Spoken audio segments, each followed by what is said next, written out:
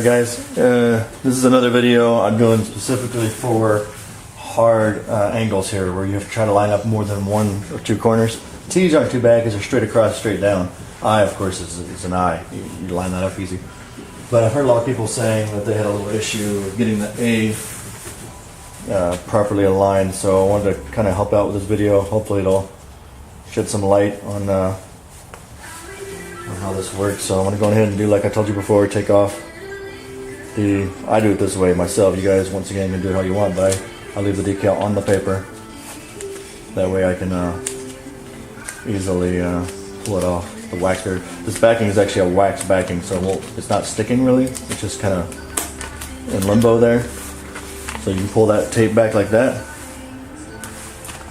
And then, like I was saying before, bend one of the edges a little bit until that decal comes up, and then grab the edge. And very carefully keep your fingers and pressure across the decal so you don't pull against something.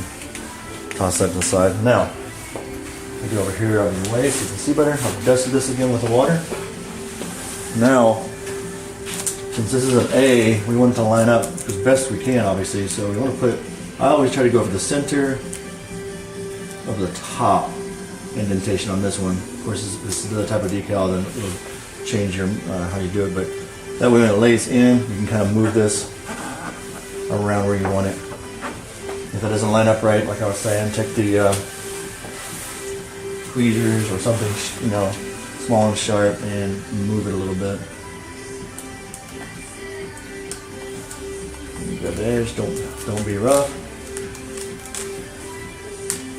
You can move it also. It's kind of hard here to not get in front of that camera to do this, but I'd probably recommend just lining up the bottom parts first, like make sure that side's there, and then bring this over.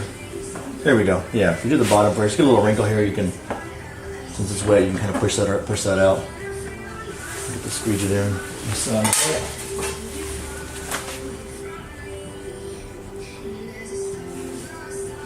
Get that little edge here. Edge up one more time.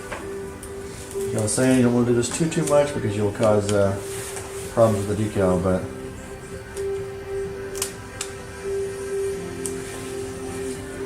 there we go. Push that in. Try not to do too much and make a wrinkle there. So once you get that down, I do recommend a hair dryer on the A's and the N's for keeping out the wrinkles. And give you some just don't get it too hot, like I was saying before. That'll shrink out. If you got any wrinkles or anything, it'll kind of get rid of them. If you do get a small wrinkle, with a hair dryer or a heat gun, you can kind of, I don't know how to explain it in technical terms, you can kind of bake that wrinkle out and make it become part of the vinyl. Because vinyl is thin and soft once it gets warmed up, so you can kind of be really careful with it. As you can see here, I had a little wrinkle in the middle because I actually wanted to straighten the A a little different. Because the decal's made best as possible, but you can still have a little bit of an issue with fitting 100% how you like it, especially after you've applied it.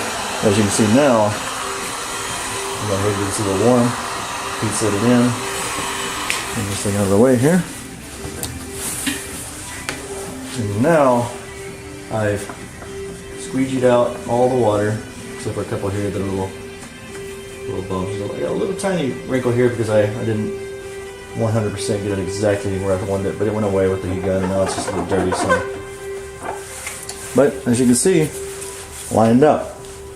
So I really recommend a hair dryer when you do this, because the vinyl, you might want to move it somewhere, slightly back and forth, and you don't want to be stuck with it,